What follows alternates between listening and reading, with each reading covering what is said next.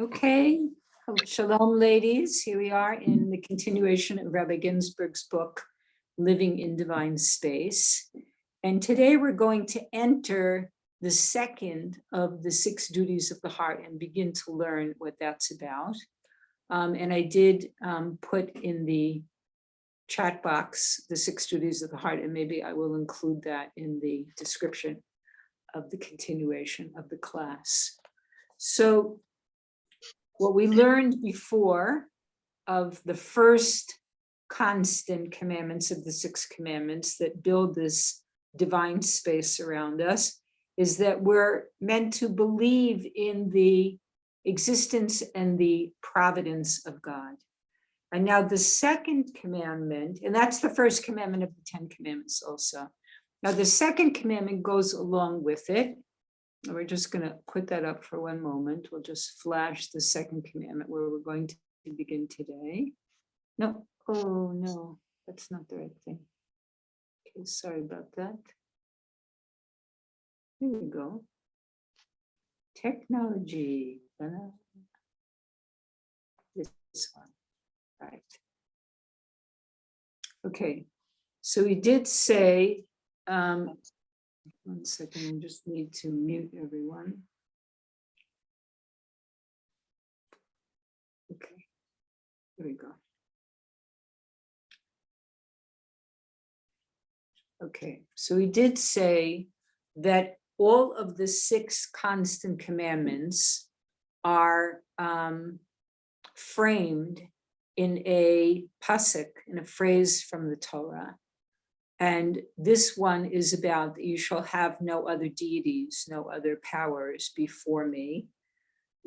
Not meant to believe in any other deities at all. And that's the pasuk. And it's the pasuk that actually in the 10 commandments immediately follows the first commandment. It is the second commandment. So it should look pretty familiar. Now we'll just bring that down. And let's begin. So the second duty of the heart is the negation of belief in any other deity and any other power. And the sphera that is connected with this belief in no other deity to negate anything else that has power is the sphera of Hode. And we were above, we had the sphera of above, the complete faith in Hashem and trusting Hashem. That was trusting was above Netzach. Now we're in the pair of Netzach, which is Hode, and that is the energy of below. So I'm going to be reading first from the book, Rav's book. Here it is, Living in Divine Space, on chapter 4. So he says, below us is the commandment, you shall have no other gods before me. This commandment, the second of the 10 commandments, is also the second of the 6 constant commandments, the duties of the heart, and it clearly complements the first one that we learned. The second commandment states that we must not place our trust in any other power. This prohibition includes believing that anything other than the one God is ultimately responsible for what happens in the world. No other gods. I just want to pick up my note page here. Okay, we'll get to that in a minute. For example, we do not recognize, if, for example, we do not recognize and acknowledge God. People are just coming in. Maybe I should start again for a second. How do I do that? Hold on. Well, I'm just going to continue. I'll have to edit it. Okay, so again, we're on the second commandment, which is, you shall have no other gods before me. And this prohibition not to believe in any other power other than God includes believing that anything other than the one God is responsible for anything that happens in the world. If, for example, we would not recognize and acknowledge God as being the ultimate source of our livelihood, or the ultimate source of our health, or the ultimate source of anything we receive in our life and in our daily existence here on planet Earth. And we would imagine that anything that happens to us, we're taking Parnassa livelihood as an example, is from the hands and the good graces of other people, or even more seriously off the beaten path, and that would be that we think we did it all ourselves, right? And that we would therefore be dependent upon those others that supposedly give us our livelihood, or we would think we're superpower person, one of those comic book strip characters, and that we did it all ourselves. And we would lack the ability, which is really Hode, which is really the sphere of Hode, we would lack the ability to attach to an acknowledgement that everything comes from God. And so we would be somewhat psychologically dependent either upon other people, other institutions, work situations, anything. We would be dependent upon anything that we think has power and that gifts us anything. And that actually is called avodah zarah. That's called worshiping idols. Even though, he's going to say this a little bit later on, even though we don't go out on the street and we don't smash clay or wooden idols, it doesn't mean there isn't more subtle forms of avodah zarah that exist in the world today. Likewise, if we would attribute our achievements and accomplishments in life, anything we do, solely to our own talent and prowess, this is a subtle form of self-worship. So we have levels of what we call being off base in terms of our belief in God, where we enter into either worshiping or submitting ourselves to other powers, or we become so egotistical and arrogant that we attribute it only to ourselves, and God's out of the picture in either way. So that's why it is that we have this second duty of the heart, that it actually does exist, and it's subtle. It's very subtle. I'm making it a little bit blatant right now, but it's actually very subtle how it enters our lives. So I'll just continue in the book, and then I'm going to add more material in order to pull out this idea.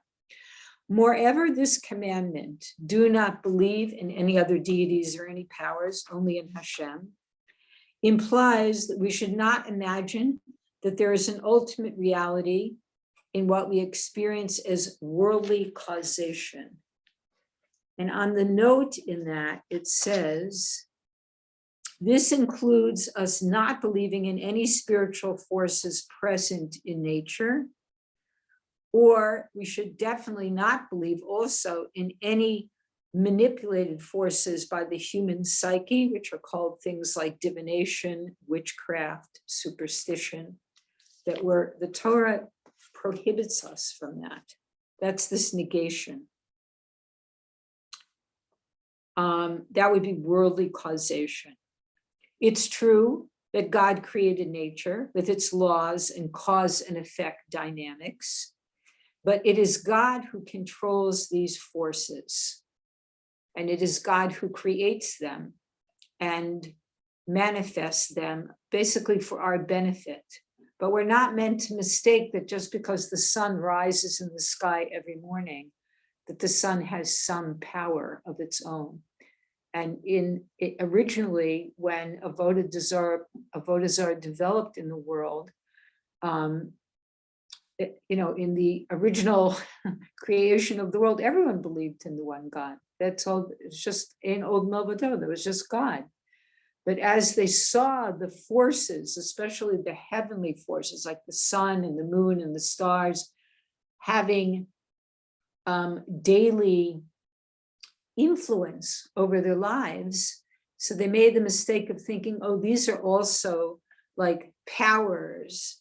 They understood they were powers from God, but the mistake they made was they said, these are closer. We can relate to them more easily. God is like so ethereal to us. We don't really get it. So instead, we'll direct our prayers to the sun and the moon and the stars. And that's actually how Avodah Zarah began. It's like part of the history of Avodah Zarah. Okay, back to the book. He says, we must therefore neither look to the forces of nature nor to any other created being for what we want, nor feel gratitude towards them for what we have been gifted, for what we have. Now there's not an exception, but a clarification here, because we're talking about created forces, like what I just said, the sun, the moon, the stars, the heavens, the ocean, the wind, the trees. These are all created forces in nature that appear to, we benefit from them, but that's because of Hashem's, the one that's giving us those things. Now, with regard to people, we may, and it's helpful to feel and express our gratitude for the good that they bestow upon us. This is in regards to human beings. For human souls possess free will, as opposed to any other part of creation which acts habitually from its created source. That's what it's meant to do, and it just does it. There's no free will in the lives of trees, nor in the lives of animals, only in human beings. So because human beings, human souls possess free will and choose whether to be giving or not, so if they bestow upon us acts of goodness and kindness, so it's appropriate to express gratitude, to say thank you. That is by no way diminishing our belief that we understand that they were messengers of God's goodness in the world, that the goodness comes only from Hashem, and it goes through them, through those people, by divine providence in our lives to us sometimes. Sometimes it's direct, sometimes it's to other people, but we don't attribute any power to them. We just acknowledge that they were the messenger, they were the shliach or shlucha to bring us that goodness at that moment. Same actually happens when we are in a test. If something difficult happens, we don't also attribute it to that person who's doing bad to me. It's also coming from Hashem. Just through that person, they become the instrument. So it works both ways. But it is important to give thanks to other people. Okay, just checking my notes here. So this commandment, not to believe in any other powers or deities, is placed below. It's in the spatial aspect of our living in divine space cube in below. What does below mean? A rectified below means that God is beneath us. God is supporting us. God is sustaining us. And only God is supporting us. Rak Talui Hashem. We only rely upon God. Ultimately, there is no other force for all time in all of creation upon whom to rely except God. Only God. There's only one God, and that's to whom we should turn and trust and believe in and rely upon God. And so it has a feeling of being supported literally from below. We're being upheld, we're being supported, we're being sustained by God's grace and goodness, and we rely upon him. And all natural or seemingly supernatural earthly forces are not worthy of any of our trust or any of our belief that something that is helping me or assisting me or sustaining me is actually coming from those natural forces. That again, it's an acknowledgement, which is Hode, that it is coming through nature, through people, through creation to us from the one God. Continuing the imagery of the previous commandment, where we believe in the existence and the providence of God, in which we compared the belief in God to a rope that we use to climb upward and connect to our soul root, we say that if we would disconnect and we would fall, that we would not rely upon some natural forces. Indeed, people do fall in life.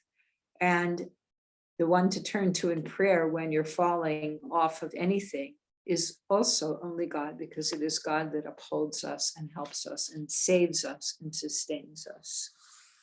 Okay. So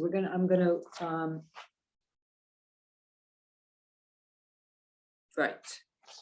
Okay, so I'm going to go, this is a different article by Rabbi Ginsburgh in which he talks about serving God. And he explains how we serve God and what Hode is. So I felt like it was to bring out this point even more for us to understand what it is about acknowledging God and being grateful to God that allows us to actually not fall for any level of acknowledgement in any other powers or entities that we encounter in our created life. So it says, in wisdom, you shall serve Havaya, your God. The source for the obligation to serve God and the blessings dependent upon serving God can be found in a verse at the end of Parsha Mishpatim. The Parsha itself begins with the topic of service and work in the context of a Jewish servant, where it says, you shall serve, this is the quote from Mishpatim, you shall serve Havaya, your God, and he will bless your bread and your water.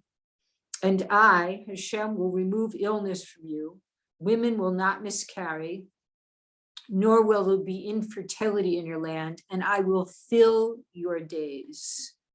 Now, there are 4 different sentences in there of how we're serving God and what happens. And they actually are parallel to Hashem's name. Hold on 1 second.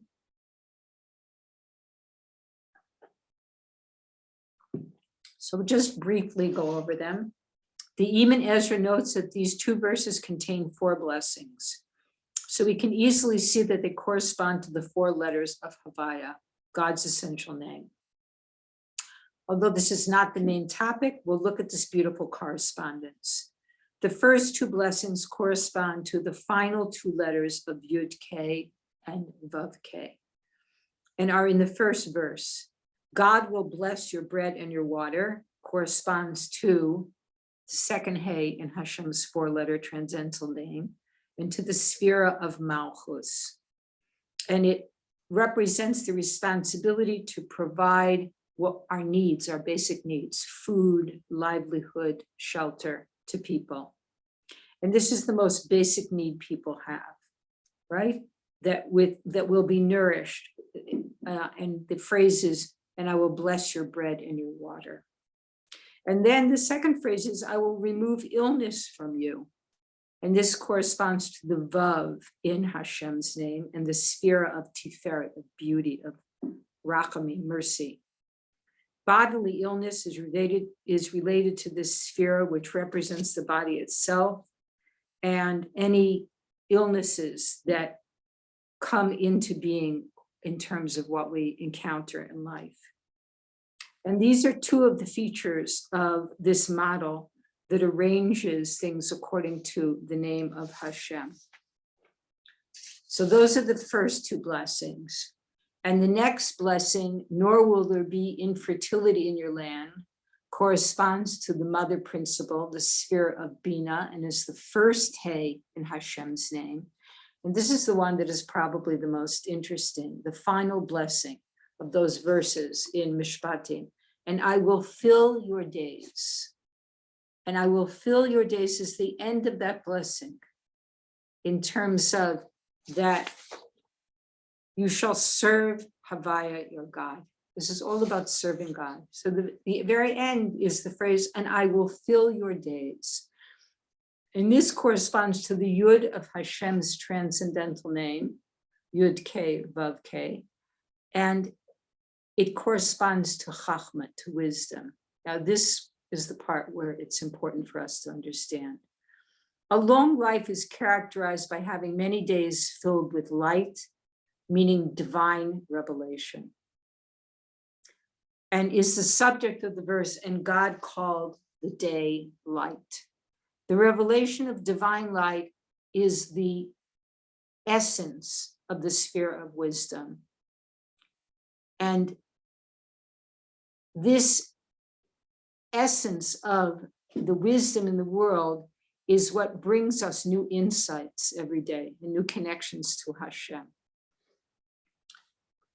If we look at the context of this verse, this phrase describing our obligation to serve and work for God, we will find that the two verses that precede it read something very different from the verses we just read. Now, there are two verses that precede that. It says, when my angel goes before you and brings you into the land, we're talking about Eretz Yisrael, to the Amorites, the Hittites, the Perizzites, the Canaanites, etc. And I will annihilate them. You shall not bow down to their deities in worship or follow their practices, but shall tear them down and smash their pillars to bits. So those are the verses that precede, you shall serve Hashem, your God, and I will fill all your days. So serving God comes after the obligation to obliterate idolatry. That was why I brought these verses in, because our pasuk that we're studying in the 6 duties of the heart is about not being involved in anything that attributes power to any other creation or any other force in God's created world. The most obvious thing being the worshiping of idols, avodah zarah. But here it is that in order to serve God, it actually tells us in the Torah that first we have to obliterate idolatry. How could this relate to us in the modern day world? Which can also be understood as referring to negative psychological practices. There are 2 obligations concerning obliterating idolatry in the land and serving God. There are 2 aspects. And the Or Chaim makes a commentary that explains that this is what makes the obligation to serve God here unique and particular, allowing it to be identified with not only prayer, but every way that we relate to serving God. It's all about serving God. And therefore, obliterating idolatry is part of what it means to serve God. I was going to bring it into modern day terms. Now, we need to take these concepts and abstract them into our lives nowadays. We do not usually expect to go outside and find an idol of wood or clay and shatter it, as did Avram Avinu, right? The reference here is to something more refined, in a sense, something more subtle. That's what I'm looking for, something more subtle and more abstract and even more commonplace. And it's the idol that's in our being. It's the idol that's inside of us. And this idol is also called etzev. In Hebrew, this means a mood. Like a person says, I'm in a mood. I'm moody right now. Oh, he's in a mood. Watch out, right? That's what it means. This word that has to do with the idol in our heart. That an idol is called by a word that means being in a mood, having an attitude, right? So this idol, this monument that's erected in a person's egotistical honor, today we call this egocentricity. This is hubris. It gives a definition of hubris. 1 second. That hubris means self-importance or arrogance or haughtiness. And in our context, it's looking at idolatry in terms of self-worship. Again, he's saying that a person could be off the mark because they have too much ego, too much haughtiness, too much arrogance. And it is a form of idolatry that would be called self-worship, right? Hold on 1 second. So today we call this egocentricity. And this is this arrogant, self-centered nature, the feeling of self-pride in mankind. And it's written that of all the forms of idolatry, the worst is this self-egotistical type of worship. And the way to obliterate it, this is great because we're in Adar right now, is to make fun of it. Just like one would act towards classic idolatry. Like you would walk outside and see somebody talking to a wooden, non-moving, carved out stick. And you would like say, hello, that is absurd. Wake up and nothing's gonna happen here. Right? So it's like really get, a perspective. So saying we do the same thing when it actually is this more subtle form. And so he says the way to obliterate it is by making fun of it, just like one would act towards classic idolatry. And this making fun of it is, in a sense, sort of like lighten up, have a perspective about yourself. I remember once I was a teacher at a school many years ago in my life, and the woman who was the head of the school, the Rosh Yeshiva, but she was a woman. I was having a conversation with her, and she said, here's a good practice. Don't take yourself so seriously because no one else does. So that's like really where this sort of, I just remember that now. That sort of falls in line with this, it's like, don't take yourself with so much self-importance because nobody else does. You have to have a perspective, some humor, a very good thing to have in the level of Adar. So the ability to nullify the ego, this idolatry or misplaced self-worship of the ego, or even more subtle than that, there's a sense of attribution to myself, even when I accomplish a mitzvah. I think he's going to actually talk about this. Even when you do a mitzvah, if after you accomplish and you finish the mitzvah, if you would attribute it to me, myself, and I, you actually negate the eternal power of the mitzvah.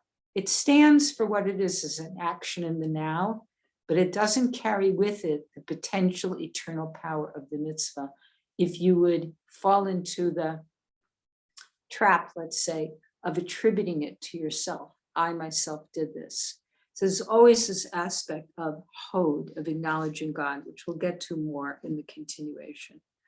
So you're supposed to come from a place of nullifying your ego, of subduing it, of putting it into perspective, even with sort of a little bit of a sense of humor. Don't take yourself too seriously, really, because nobody else does. And the idolatry and self-worship of the ego that comes from this sphere of wisdom is that wisdom is the experience of one of self-nullification. So if you haven't worked on your self-nullification in wisdom, betul, then as you proceed through life and you're trying to work out other issues, if you didn't really work on that, the other issues won't fall into line correctly. It's a signal that you have to go back to working on this level of betul, of humility, of self-nullification. Now, what that means is that we're constantly really doing this. We're constantly making space for God. We're making room for God to come into our lives, to come through us, to help us, to assist us. And, that's part of the plan of what we need to be doing. And this is this experience of self-nullification. Hold on one second.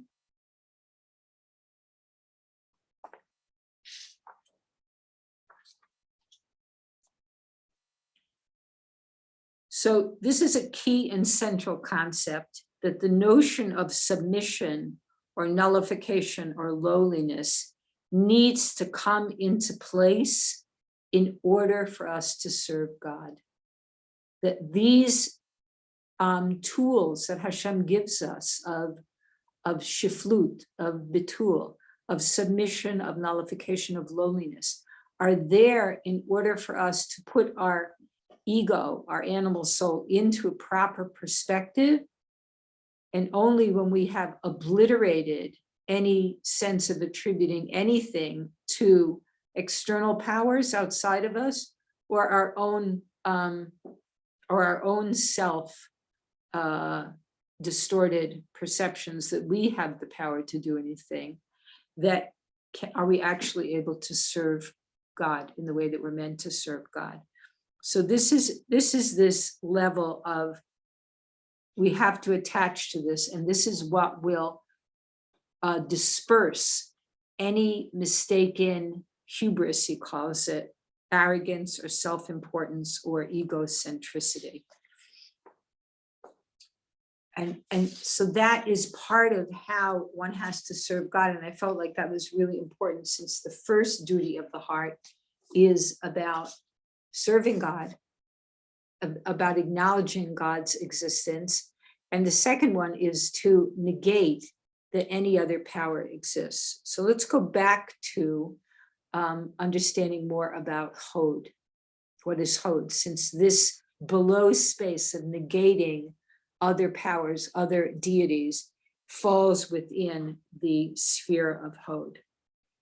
So Rabbi Ginsburgh talked about this actually in a different, yet another lecture, where he's talking about what is Hakeres HaTov, which is called recognizing goodness that was done for me, to have Hakeres HaTov. And he was talking about this during the time of the Omer.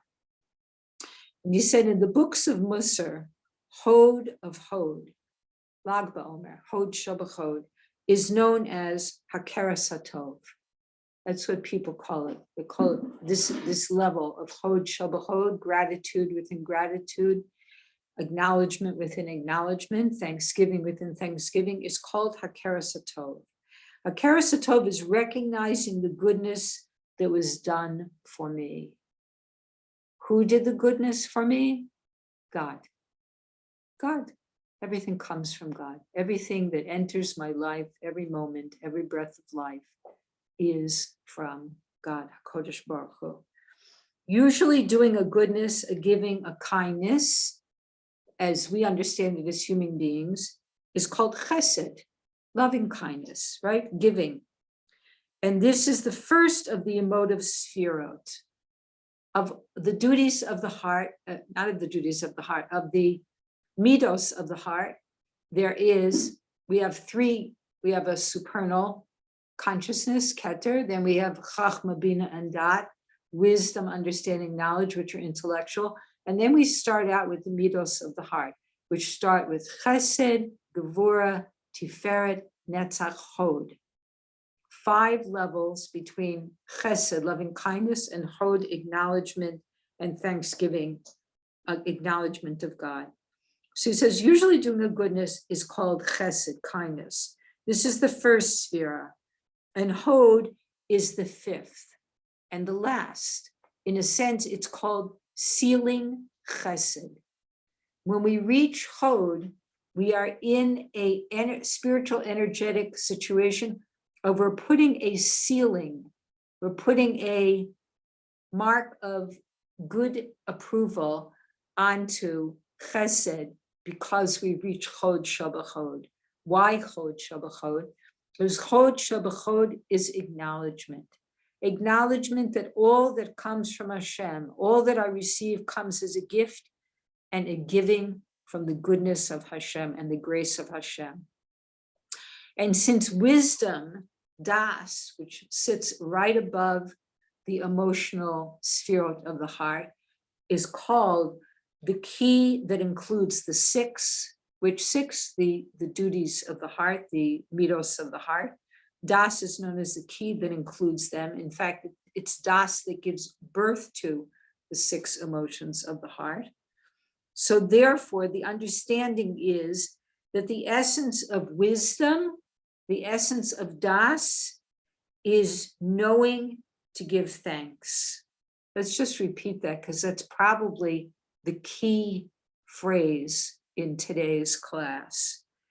That the essence of wisdom on a personal level is knowing, is acknowledging to give thanks, to acknowledge God. It's the ability to have the wisdom that what are we meant to do? We're meant to acknowledge Hashem as the one source of everything that I receive in life. And this is the whole essence of being empowered at all times when we do this, that we will not be swayed or we will misunderstand any situation, any created happenstance that happens in our lives, and we will not attribute any energetic power to anything else. Not a person, not nature. Nothing that happens will sway us in the direction of thinking that that has power over us, or that's where I got my parnasa from, or that's where I was gifted these wonderful events in my life from. That the knowing is that we are meant to serve God through acknowledging Ein Od Milvado. There is nothing but you, Hashem. Everything I receive comes through you. You may have your divine providence of how it comes to my life through natural events, through other people, through situations, through relationships, through divine providence. Those are the channels Hashem uses in the created world. But how it comes to me is not how I'm getting it. I'm receiving everything only from Hashem. And to know this, to really know this, is wisdom, and it allows us to reach through all the levels of the heart, to reach this level of Hode, of acknowledgement, of gratitude, of thanksgiving, that everything emanates from the source of the one that I receive. And this is just a side note that the Sefer that's called Duties of the Heart was considered a very important book in the eyes of the Baal Shem Tov. And therefore, the Lubavitcher Rebbe wanted everyone to learn from these teachings in order to rectify their character traits, because the Baal Shem Tov held this book in very high regard. And this is part of what living in divine space is building upon, and is showing us that knowing the six constant commandments, which are the same as the six duties of the heart, actually empower us to surround ourselves with godly awareness at all times. And this aspect today that we're looking at of surrounding ourselves with godly awareness is to acknowledge that everything in my life is coming from Hashem, and there is no other power in the world. There is only Hashem.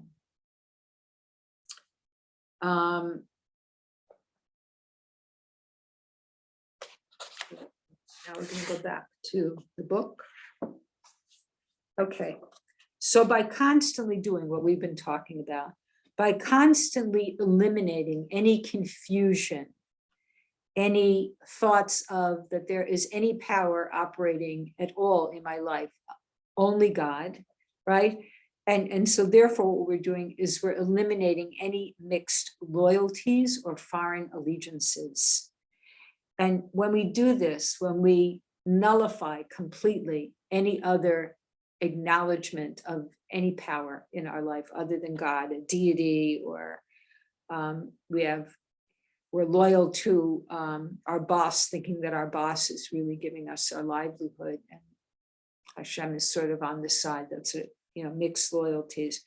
When we eliminate all of that, so it's very interesting what happens. We have a bracha that happens to us. We become whole and complete in our sincere commitment to God alone. We become whole and complete in our sincere commitment to God alone. That's very powerful. I think what that says to us is that the subtlety in our world today of mixing things and confusing things and attributing power to things is much more present than we think. Because we think of like avodah zarah as being, it's like silly, that doesn't exist. But there are subtleties to it. There are subtleties in people's power hungry positions, in people's controlling things, in people in the world, being confused about where gifts come from that enhance their lives, or in seeking things that are temporal in life in order to have what they want, and not realizing that whatever we receive comes from Hashem and everything is a gift. And all of that mental, emotional, spiritual confusion actually leaves us fractured and shattered. And that's really the picture of the world that we're looking at these days, a fractured, shattered world that fails to acknowledge God.